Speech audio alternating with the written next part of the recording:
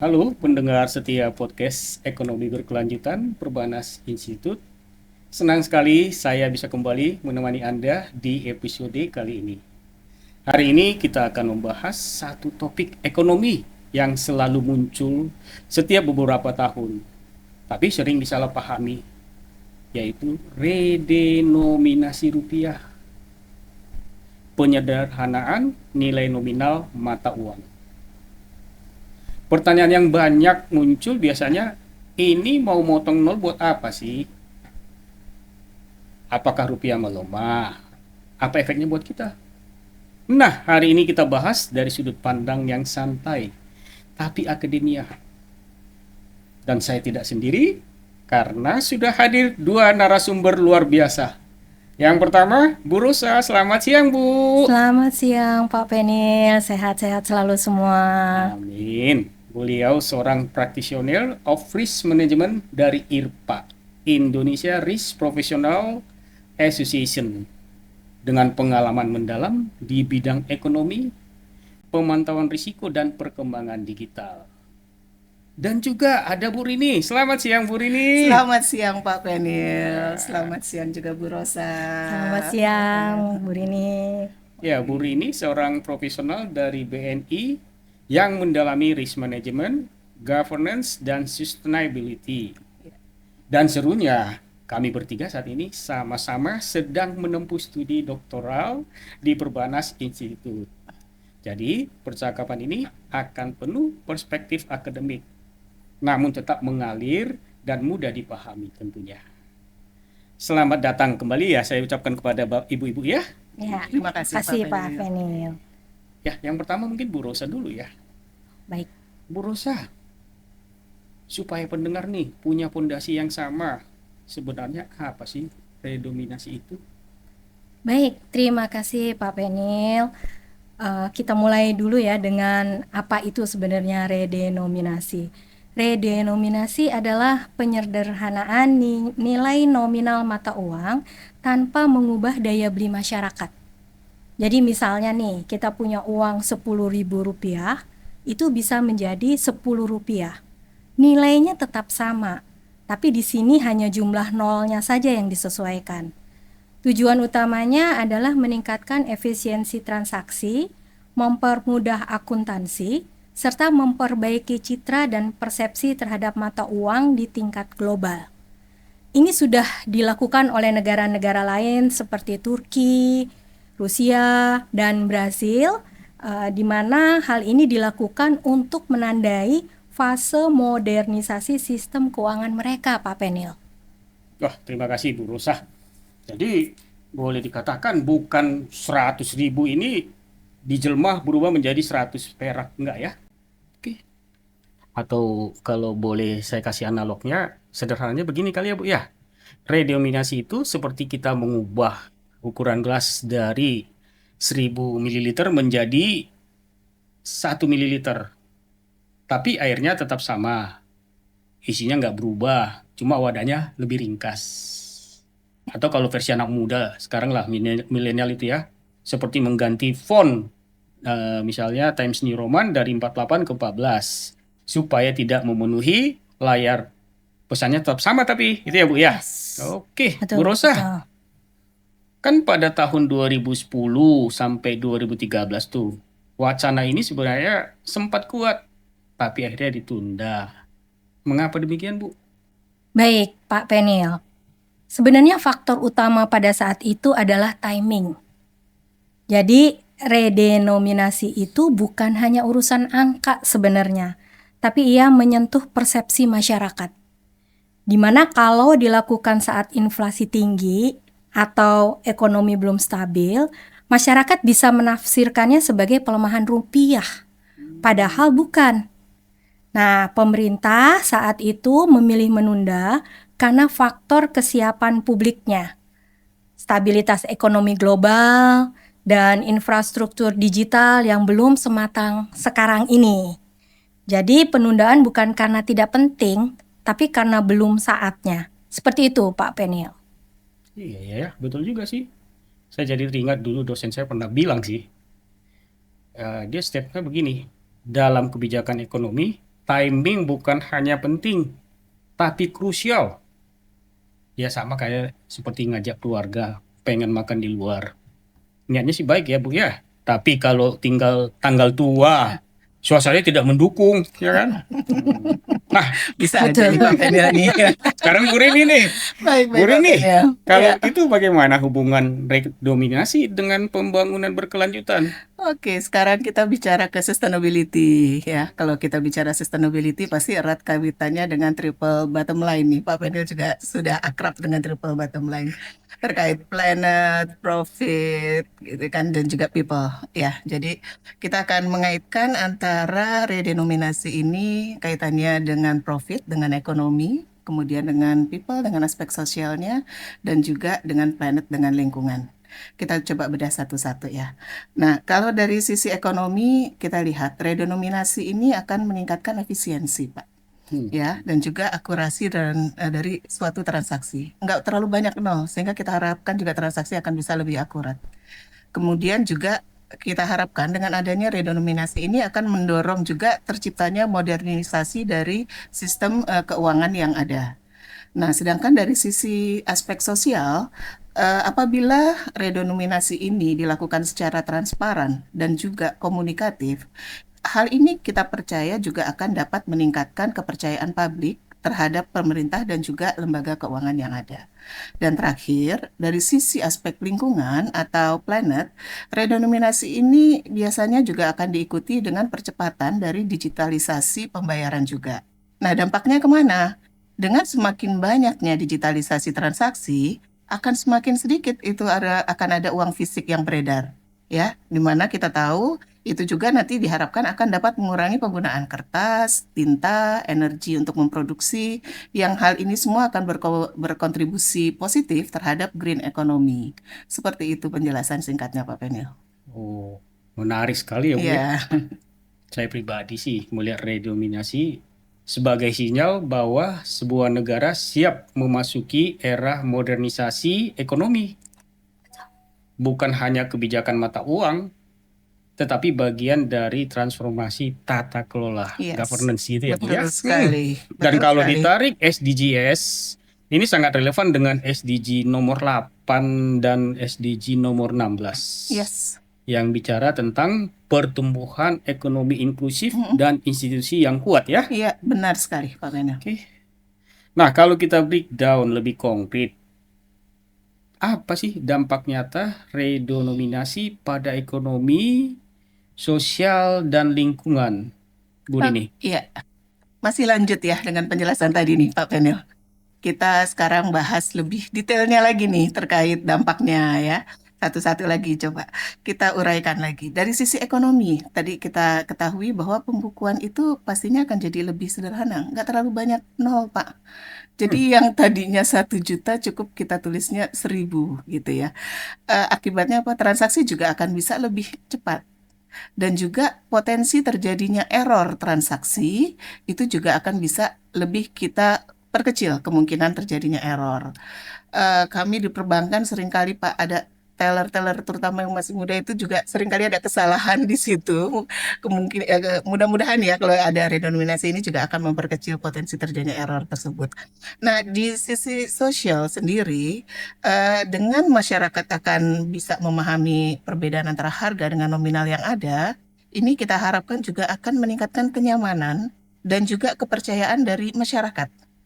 Dan terakhir, dari sisi digital, dari sisi lingkungan, dengan adanya tadi kan kita tahu akan meningkatkan digitalisasi. Dengan adanya peningkatan digitalisasi, tadi produksi uang fisik itu akan berkurang. Nah, jejak karbon yang selama ini jadi concern kita, itu juga kita harapkan akan reduce, Pak, akan berkurang penggunaannya. Seperti itu, Pak Penil. Ibu ngomong-ngomong fisik, Kenapa itu, Pak Penil? I like rupiah. Aduh, itu nolnya masih banyak, Pak Penil, masih berderet. Ada berapa itu nolnya, Pak Penil? Ada 5. Ada 5 nolnya. Ya, memang kita sering mengira uang itu gampang dibuat ya. Iya, Padahal prosesnya panjang, mulai dari desain, bahan baku yang khusus, Ya, keamanan hologram, pencetakan, distribusi, hingga pemusnahan yang mengkonsumsi banyak energi. Iya, betul Yes, sekali. betul. Nah, kalau semua digital, semua itu hilang, akan lebih efisien gitu ya. Betul. Setuju. Nah, nih Bu Rosa, Baik, balik ke saya lagi nih. iya, Ibu lagi nih. Publik kan sering takut dengan istilah inflasi psikologis. Ya Bu ya. Ya. Apa sih sebenarnya itu Bu? Baik, Pak Penil. Jadi sebenarnya saya juga bukan ahli psikologi, tapi setidaknya ini harus diketahui oleh banyak orang. Iya, betul Bu. Inflasi psikologis ini apa sih sebenarnya? Yaitu kenaikan harga yang terjadi bukan karena faktor ekonomi, tapi karena persepsi masyarakat. Jadi perubahan hanya pada angka nominal sih sebenarnya, tapi otak kita ini belum terbiasa dengan skala yang baru. Ketika skala uang berubah, otak kita butuh waktu untuk kalibrasi. Gitu ya. Misalnya sebelumnya redenominasi harga roti itu tadinya Rp20.000. Lalu menjadi Rp20 saja gitu ya. Nah, sebagian orang mungkin langsung merasa, wah, murah banget Rp20 untuk roti. Tapi di waktu yang sama, itu pedagang berpikirnya kalau roti cuma Rp20, berarti nih saya bisa dong naikin dikit jadi Rp25 agar terlihat masuk akal, karena kan 20 itu kan selama ini kecil gitu ya secara value-nya gitu. Nah, di titik ini muncul tuh inflasi psikologisnya. Bukan karena nilai rotinya yang berubah, tetapi karena masing-masing pihak menafsirkan skala harga baru secara berbeda. Naiknya 5 padahal 5.000 Sebenarnya sih ya. sama aja. Karena nolnya udah Kecil. hilang. Ya. Nah, karena itu dalam redenominasi, edukasi publik itu sangat penting. Masyarakat perlu benar-benar memahami bahwa angka berubah, tetapi nilai atau value-nya dan daya beli itu tidak berubah sama sekali. Seperti itu Pak Penil, Bu Rini. Oke. Saya juga pernah sih membaca cerita dari Turki nih. Di mana katanya setelah redenominasi ada pedagang yang protes. Karena harga kebab, di sana kan banyak kebab ya Bu ya? Iya. Nah, kebabnya berubah dari 500.000 lira menjadi 5 lira nih. Berarti kan nolnya dikurangin kalau mereka 6 ya. Terus dia bilang, berarti harga ini terlalu rendah. Harusnya saya naikin. Padahal ya nilai persisnya sama kan tetap. Nah, kejadian itu menggambarkan hal penting bahwa dalam perubahan nominal yang bekerja dulu bukan logika ekonomi tapi psikologi manusia. Begitu ya Bu ya? Oke. Nah, sekarang Bu Rini dah. Oke, siap Pak Penil. Apa sih Bu syarat terpenting agar redenominasi itu bisa sukses? Oke, baik. Kalau kita lihat lagi ya Pak Penil ya, sudah banyak negara kan sebenarnya ya yang melakukan redenominasi ini. Ada yang berhasil, ada yang belum berhasil gitu ya, atau kurang berhasil. Kita lihat Turki termasuk yang cukup berhasil, Argentina termasuk yang nggak berhasil. Dia berulang kali tuh melakukan redenominasi. Sekarang coba kita lihat ya, apa aja sih yang faktor kuncinya yang harus kita siapkan. Karena kita pun udah lama ya, tadi Bu Rosa juga nyatakan ide ini bukan ide yang baru gitu kan ya, idenya ide yang lama, tapi kita belum launching gitu ya. Kenapa sih? Karena ya memang tadi banyak hal yang harus disiapkan. Pertama adalah tadi literasinya yang harus kita siapkan. Ini apalagi masyarakat Indonesia itu sangat heterogen, banyak sekali gitu ya. Jadi masyarakat tuh harus paham bahwa redenominasi ini nggak nurunin nilai uang, beda dengan centering waktu itu yang memotong nilai uang ya. Jadi ini cuman mengubah aja cara penulisan tadi itu, uangnya Pak Penil 100.000 mungkin jadi tinggal 100. Ibu Rini mau nikah aja Pak ini. Nggak dipotong jadi tinggal nilainya 50.000, enggak. Tetap nilainya tetap 100.000 gitu. Kedua juga kesiapan digital itu juga harus disiapkan, karena nanti kita harapkan sih akan semakin banyak juga transaksi non tunai. Nah, ini seberapa negara ini juga bisa mempersiapkan hal tersebut supaya masyarakat juga sudah bisa lebih mudah beradaptasi nih dengan perubahan angka-angka tersebut. Nah, sekarang yang lebih serius ya, yang terkait dengan kondisi fiskal dari negara kita. Karena itu juga persyaratan fundamental nih Pak Penil. Persyaratan supaya redenominasi ini juga bisa berhasil, inflasi dari satu negara itu juga diharapkan tetap stabil. Jadi tidak yang inflasinya sangat tinggi sekali sehingga nanti kejadiannya kayak Argentina juga Pak. Jadi itu juga harus disiapkan pada saat negara kita itu memang stabilitas kondisi keuangannya itu baik. Seperti itu sih secara garis besarnya Pak Penil. Benar-benar juga sih Bu ya. Jadi dari paparan Ibu tadi saya melihat 3 hal tadi memang saling terkait ya Bu ya. Betul. Generasi muda sekarang kan jarang tuh berinteraksi dengan uang fisik. Betul. Semuanya sudah lewat layar gadget gitu ya. Iya. Betul. Perubahan nominal biasanya bukan isu besar bagi mereka. Saya rasa begitu. Karena kan angka sudah dianggap fleksibel di sistem digital. Betul. Tapi kan di sisi lain, literasi finansial dan kondisi makro seperti inflasi tetap harus dijaga. Iya. Kalau masyarakat paham dan ekonomi stabil, proses transisi redenominasi akan lebih mudah diterima dan tidak menimbulkan salah persepsi. Iya. Ya. Nah, nih, kalau menurut Ibu Rosa dan Rini, Ya. apakah Indonesia sudah mendekati momentum ideal untuk melaksanakan redenominasi tersebut? Oke, saya dulu kali ya. Silakan. Silakan, Rosa. Bu Rosa. Iya nih, Bu Rosa dulu dah. Ayo. Kalau saya sih ngelihatnya Indonesia tuh udah semakin mendekati momentum yang tepat. Ya, inflasi kita relatif stabil dalam beberapa tahun terakhir ini. Kemudian sistem pembayaran nasional juga sudah didukung dengan teknologi modern, yaitu dengan QRIS, BI Fast, dan digital banking. Nah, ada tapinya nih. Tapi perlu konsistensi dalam komunikasi publik dan juga penjaminan bahwa kondisi makro tetap dalam jalur stabil sebelum implementasinya dilakukan. Oh, oke. Ya, saya juga setuju dengan pendapatnya Bu Rosa nih Pak Penil. Memang demikian ya. Jadi tadi kesiapan teknis negara kita itu sebenarnya sudah siap ya. Kalau kita lihat juga digitalisasi 3 tahun terakhir juga sudah berjalannya juga sudah cukup cepat juga gitu ya.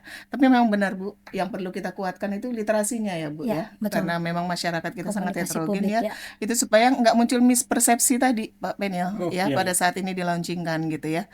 Nah, karena kalau ada beda pendapat aja gitu ya, apalagi di era digital yang cepat ini Pak, wah nanti bisa muncul suara-suara negatif gitu ya yang tidak mendukung ini. Nah, tapi juga yang harus kita lihat ya Pak, harus dipastikan bahwa seluruh stakeholder yang terkait di sini itu juga sudah siap. Terutama juga kalau kita lihat yang kita sasar itu kan juga pelaku UMKM ya Pak yang sangat banyak. Iya betul. Mereka juga harus siap Pak bertransisi untuk ini gitu ya, karena kita harapkan mereka lah sebagai tulang punggung untuk terciptanya juga nanti Indonesia yang lebih baik atau Indonesia emas Pak di tahun 2040. Indonesia emas ya.